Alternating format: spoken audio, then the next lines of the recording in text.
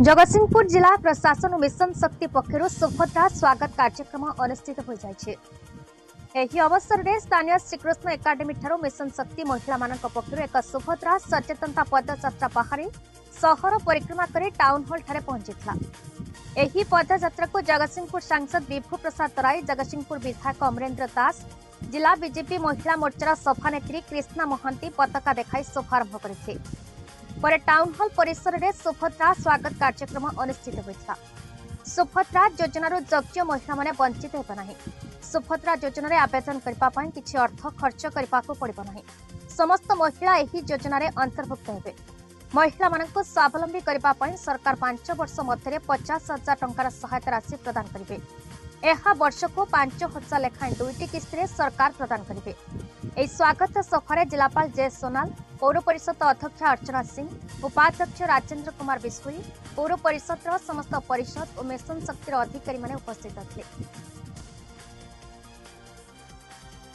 पूर्व आमर मैनिफेस्टो सुभद्रा योजना विषय अवगत थी। आम लोक बुझाऊँ लोक मैंने आमको विश्वास कले एवं आमको सरकार को आणिले। तेणु लोक पाखे घरे घरे पहुँची सारी सुभद्रा। आज ये सचेतनता हूँ पदयात्रा लोक मान भर आहरी आवेरनेस करने कि भाव में सुभद्रा ये गोटे ऐतिहासिक योजना। आप जो आप्लाय करेंगे कौटी पैसा देवाक पड़ो। आप मो सेवा केन्द्र हूँ कि हूँ आप अंगनवाड़ी हो ब्लॉक हो जो जगह आप करेंगे ऑनलाइन करूँ ऑफलाइन करूँ माध्यम अनुरोध करूँ और कौन अर्थ दबाक पड़ो ना। एवं समस्ते 2टा किस्ती वर्ष को 10,000 5 वर्ष 50,000 टका पाइबे। या सुझा पड़ो ना। या सी जो क्षेत्र शिक्षा हो स्वास्थ्य हो झीर विभाग हो जेकोसी क्षेत्र में सामाजिक अर्थनैतिक उन्नति क्षेत्र में से व्यवहार करेंगे। यार मूल लक्ष्य हूँ आत्मनिर्भरशील हाँवा उद्देश्य हूँ समग्र ओडिशा आमर महिला मान स्वावलंबी करने नूतन भाव में गठित ओडिशा सरकार सुभद्रा योजना को कार्यकारी कर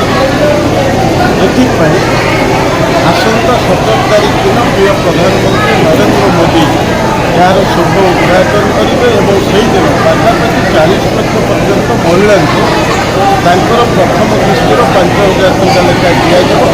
तेणु ता पूर्व समग्र ओडिशा महिला मान एक चेतना या सुभद्रा स्वागत पदयात्रा आरंभ हो सबू जिला हेडक्वार्टर एवं महिला मान सामिल करा मोटामोटी कथा ओडिशा विकसित करने महिला मान शक्ति महिला मान जो भाव में स्वयं सहायता गोष्ठी माध्यम से विभिन्न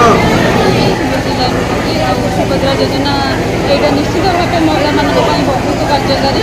आज जो शोभायात्रा विशाल शोभायात्रा समस्ते सब महिला मैंने आसुँच कहीं बहुत उत्साहित अच्छा आईटा पिला पाठपढ़ा नहीं अलग मानने अनेक नारी मान बहुत कम आसो ये पैसा से बहुत उत्साहित अच्छा। मुझे बहुत खुशी अच्छी वर्ष को 10,000 लेखा 5 वर्ष 50,000 मिले से किसी निश्चित किसी करें। जगतसिंहपुर दीपक महांती रिपोर्ट, भारत न्यूज।